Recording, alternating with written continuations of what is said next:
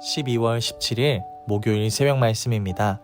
본문 말씀은 베드로전서 3장 1절에서 12절 말씀입니다.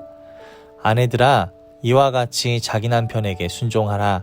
이는 혹 말씀을 순종하지 않는 자라도 말로 말미암지 않고 그 아내의 행실로 말미암아 구원을 받게 하려 함이니 너희의 두려워하며 정결한 행실을 봄이라. 너희의 단장은 머리를 꾸미고 금을 차고 아름다운 옷을 입는 외모로 하지 말고 오직 마음에 숨은 사람을 온유하고 안정한 심령에 썩지 아니할 것으로 하라. 이는 하나님 앞에 값진 것이니라. 전에 하나님께 소망을 두었던 거룩한 부녀들도 이와 같이 자기 남편에게 순종함으로 자기를 단장하였나니 사라가 아브라함을 주라 칭하여 순종한 것 같이 너희는 선을 행하고 아무 두려운 일에도 놀라지 아니하면 그의 딸이 된 것이니라. 남편들아, 이와 같이 지식을 따라 너희 아내와 동거하고 그를 더 연약한 그릇이요 또 생명의 은혜를 함께 이어받을 자로 알아 귀히 여기라. 이는 너희 기도가 막히지 아니하게 하려 함이라. 마지막으로 말하노니 너희가 다 마음을 같이하여 동정하며 형제를 사랑하며 불쌍히 여기며 겸손하며 악을 악으로 욕을 욕으로 갚지 말고 도리어 복을 빌라. 이를 위하여 너희가 부르심을 받았으니 이는 복을 이어받게 하려 하심이라. 그러므로 생명을 사랑하고 좋은 날 보기를 원하는 자는 혀를 금하여 악한 말을 그치며 그 입술로 거짓을 말하지 말고 악에서 떠나 선을 행하고 화평을 구하며 그것을 따르라. 주의 눈은 의인을 향하시고 그의 귀는 의인의 간구에 기울이시되 주의 얼굴은 악행하는 자들을 대하시느니라 하였느니라. 아멘.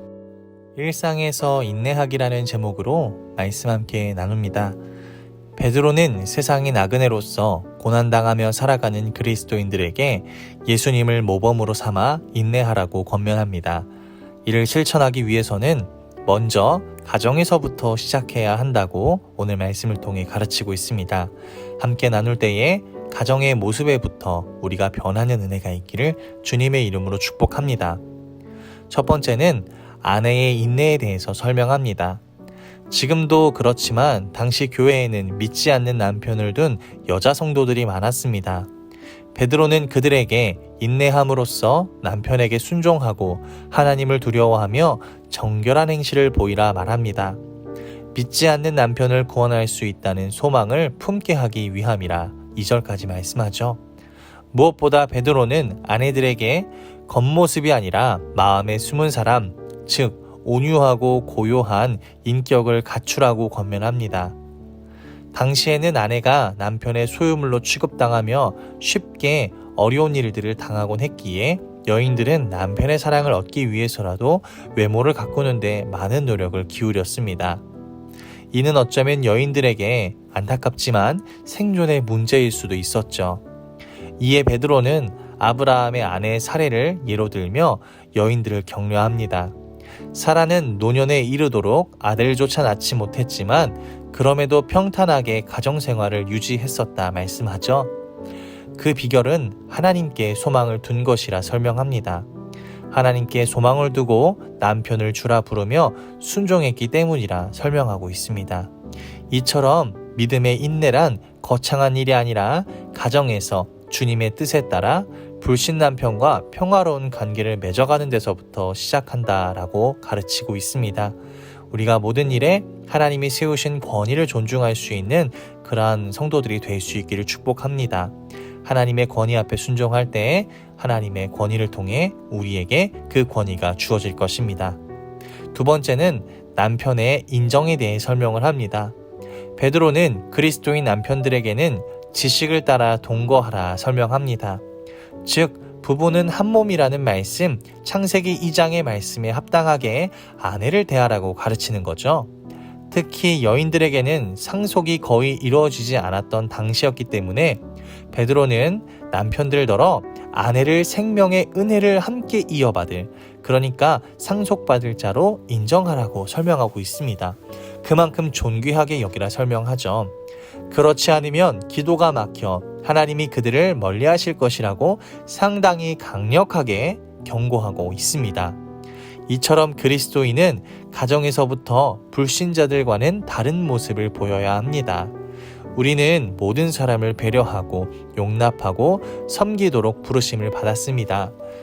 내 아내 그리고 내 남편, 가장 가까운 사람을 먼저 사랑하고 그 사람에게 인정받는 선한 사람으로 거듭날 수 있기를 주님의 이름으로 축복합니다.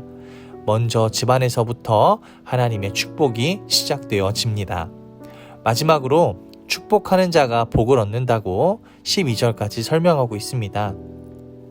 가정에서 부부 사이에 지켜야 할 것을 가르친 이후에 베드로는 성도들이 믿음의 공동체 안팎에서 각각 지켜야 할 일반적인 태도를 언급합니다.